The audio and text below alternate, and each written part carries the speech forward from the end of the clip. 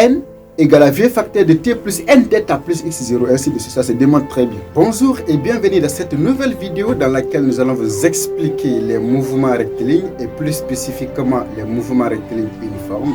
Pour bien aborder cette partie, le plan suivant sera adopté. Dans un premier temps, nous vous parlerons des généralités sur les mouvements rectilignes et dans la deuxième partie, nous vous parlerons des mouvements rectilignes uniformes.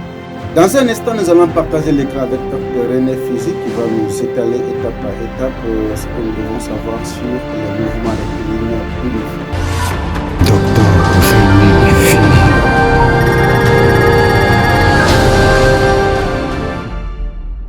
Alors, les mouvements rectilignes constituent la deuxième leçon du chapitre 1 qui est la mécanique.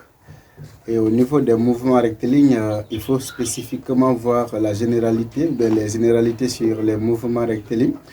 Après les généralités sur les mouvements rectilignes, on pourra voir en particulier les mouvements rectilignes uniformes et variés. Et ici, ce programme va intéresser les classes de terminale. Et dans un premier temps, nous allons voir les mouvements rectilignes.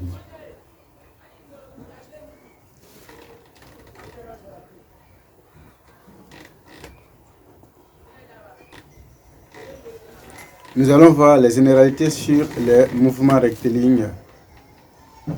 Bien. Alors, dans les généralités, nous allons définir ce que c'est un mouvement rectiligne ou les mouvements rectilignes en général. On parle de mouvement rectiligne lorsqu'un mobile se déplace sur une droite. Lorsque la trajectoire d'un mobile est une droite, on parle de mouvement rectiligne. Et là, il y a donc deux cas qui pourront se produire. Soit le mobile se déplace sur un seul axe. Dans ce cas, c'est un mouvement rectiligne en une seule équation. Mais le mobile peut également se déplacer dans un plan. Dans ce cas, ça devient un mouvement rectiligne à deux équations. Comment ça? Comment pouvons-nous expliquer ça? Comme la trajectoire est une droite, donc cette trajectoire étant une droite là, on peut retrouver sur un seul axe, tout comme sur deux axes. Vous allez voir souvent dans une projection donnée, lorsque sur l'axe des abscisses, on a par exemple 3t plus 1, sur l'axe des ordonnées encore, on a 4t moins 2. Là, toutes ces équations sont au premier degré. Et si tu cherches l'équation de la trajectoire, tu vas trouver une droite. Ce qui nous permet de dire, c'est là-bas, c'est également un mouvement rectiligne, sauf que ce mouvement rectiligne a lieu dans un plan. Mais pour nous spécifiquement ici, on va choisir un repère à un seul axe pour pouvoir réduire les équations du mouvement. Et sur cet axe, nous allons prendre comme choix le repère ROI, vecteur, et nous allons placer le mobile à une date quelconque avec la vitesse V. Donc, à partir de ce niveau, nous pouvons définir le vecteur position, le vecteur vitesse, ainsi que le vecteur accélération.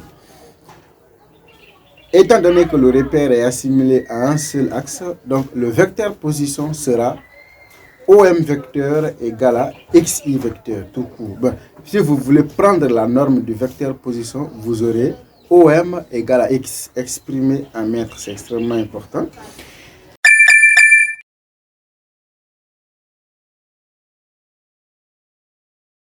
Au niveau du vecteur vitesse, nous aurons tout simplement V vecteur égale à Vx I vecteur. Et là, maintenant, Vx c'est la dérivée de x, donc on aura V vecteur égale à la dérivée de x fois le vecteur unitaire I. On peut prendre également en norme V égale à la dérivée de x. Donc, dans un tel exercice, ils vont nous donner uniquement une seule équation. Et connaissant cette seule équation, si on nous demande de trouver la vitesse et l'accélération, ainsi de suite, on ne tarde pas, on prend tout simplement l'abscisse pour la vitesse, on dérive par rapport au temps. Là, on n'aura plus besoin de trouver ces coordonnées. Même au niveau du vecteur accélération, on aura aussi A vecteur égale à AXI.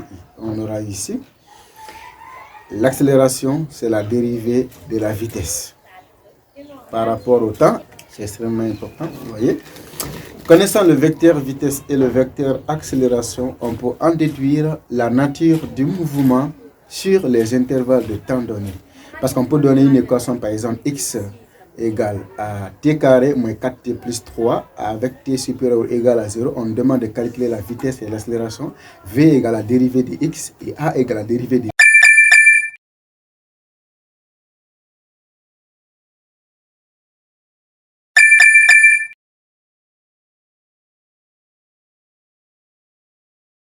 Déterminer la nature du mouvement reviendra donc à faire le signe, à étudier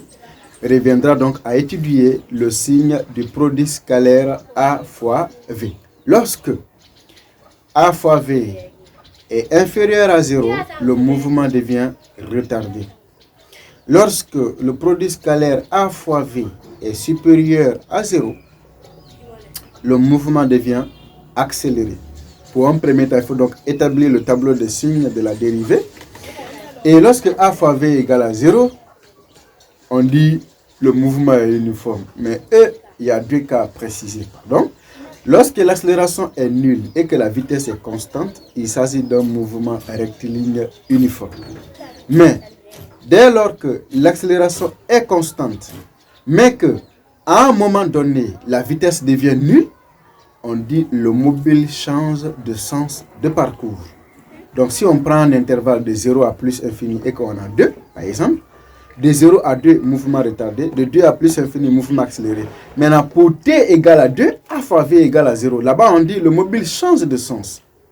On ne dit pas le mouvement est uniforme, non, le mobile change de sens de parcours. Très bien. Alors, nous allons voir spécifiquement les mouvements rectilignes uniformes. Mouvement rectiligne uniforme. On va, pour un premier temps, définir un mouvement rectiligne uniforme. On a vu précédemment un mouvement rectiligne.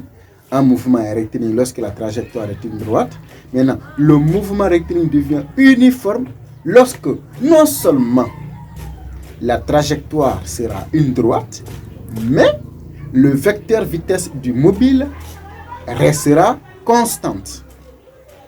Donc, la constance de la vitesse caractérise le caractère uniforme d'un mouvement. Peu importe le mouvement devient uniforme lorsque la norme ou bien le vecteur vitesse demeure constant. Très bien.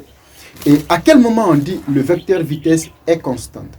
Le vecteur vitesse demeure constant lorsque ce vecteur garde la même direction, ça veut dire c'est confondu à la même droite, le même sens, ça veut dire ça va soit de A vers B, et la même intensité. Si c'est 2 mètres par seconde, ça reste 2 mètres par seconde jusqu'à la fin. Extrêmement important. Donc, quand le vecteur garde la même direction, le même sens et la même intensité, ce vecteur demeure constant. Quelles sont les caractéristiques d'un mouvement rectiligne uniforme? Comme la vitesse égale à la dérivée de l'abscisse et que la vitesse est une constante, on remonte. Ça veut dire que l'accélération qui est égale à la dérivée de la vitesse est égale à 0. C'est pourquoi là-bas, c'est signalé la vitesse, elle est constante. L'accélération est nulle. Maintenant, si la vitesse est égale à la dérivée de l'abscisse et que la vitesse est constante, c'est que l'abscisse là est une fonction affine. Parce que c'est la dérivée d'une fonction affine qui donne une constante. Or, la vitesse est dérivée de l'abscisse. Donc, l'abscisse est une fonction affine du temps. Extrêmement important. Connaissant donc ces caractéristiques, on peut en déduire les équations horaires du mouvement. Donc, les équations horaires d'un mouvement rectiligne, on peut aller un peu en profondeur. Dr René va nous simplifier. Nous, on va aller un peu en profondeur. Là, la première équation, on aura x égale à vt plus x0. Là, v, on dit a est nul, v une constante, x maintenant égale à soit vt plus x0, comme je viens de le dire. Dans ce cas, le temps de départ n'est pas donné. Mais dès lors que le temps de départ est donné, on a v facteur de t moins t0 plus x0. Le temps de départ, on peut dire par exemple un camion bouge à Conakry à 13 h et se dirige vers Cancan. Donc 13 h là, c'est notre temps de départ. C'est ce qui est là-bas, x0. Et dans certains cas même, si le mobile vient en sens inverse, on met moins. On aura x égale à moins vt plus x0. Mais ça là, nous allons voir spécifiquement dans les mouvements de rencontre. Alors, comment nous pouvons traduire ou bien rattacher la loi de la progression arithmétique au mouvement rectiligne? La loi des suites. Là, on voit beaucoup dans les mouvements variés, mais dans les mouvements rectilignes, ça existe. Lorsqu'on vous donne un tableau d'enregistrement avec les différentes valeurs de x et les différentes valeurs du temps, vous calculez l'intervalle de temps. Vous remarquez que les intervalles de temps sont les mêmes. On a affaire avec la progression. Maintenant, dès lors que vous calculez les espaces, l'espace c'est la différence des abscisses, par exemple, E0 ou bien E1 surtout égale à x1 moins x0. Si vous calculez les espaces et vous trouvez les mêmes espaces, il s'agit d'un mouvement rectiligne uniforme. C'est pourquoi on dit ici, dans un mouvement rectiligne uniforme de vitesse constante V, les espaces parcourus pendant des intervalles de date successifs et égaux à θ ou bien à tau, ici on prend à θ, sont égaux. Donc les espaces sont les mêmes. Et si les espaces sont, on a mis tau, θ, c'est la même chose. Hein? Si les espaces sont les mêmes, dans l'enregistrement, le mouvement est rectiligne uniforme. Donc, dans l'enregistrement, vous calculez, vous trouvez E1 égale à E2 égale à En égale à V fois θ. Ça se démontre. La démonstration sera dans les théories, pas ici. Alors, comment on calcule l'espace? Pour calculer l'espace, il faut faire la différence des abscisses. Maintenant, si on prend par exemple l'espace E2, ça sera x2 moins x1. Si on prend maintenant l'espace En, ça sera xn moins xn moins 1. Donc, ça sera n diminué de 1. Maintenant, comment on trouve x2?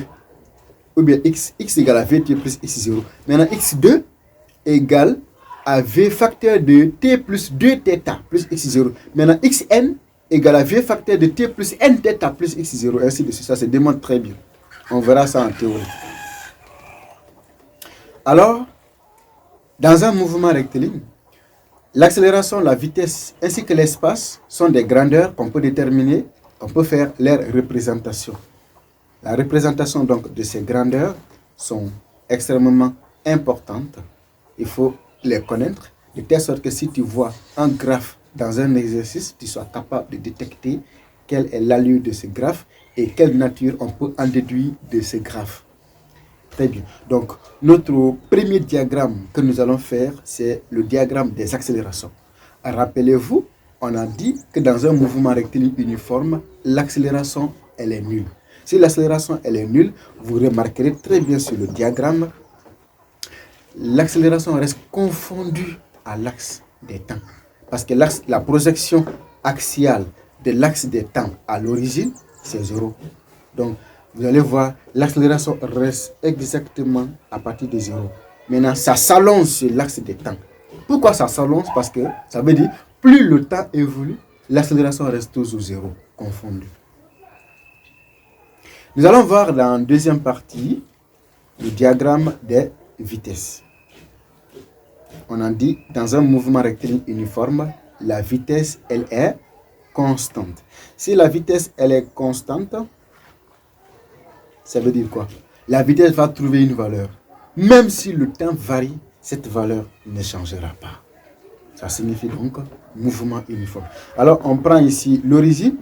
Oh, on va prendre une valeur positive de la vitesse pour expliquer ici que le mobile évolue dans le sens positif. Bien sûr, si le mobile marche en sens inverse, on peut avoir une valeur négative de la vitesse.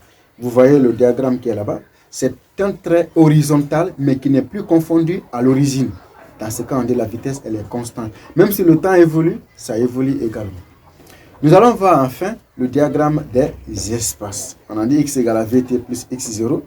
Là, il y a seulement que deux cas à prévoir. Soit l'abscisse initiale est donnée, ou encore l'abscisse initiale n'est pas donnée.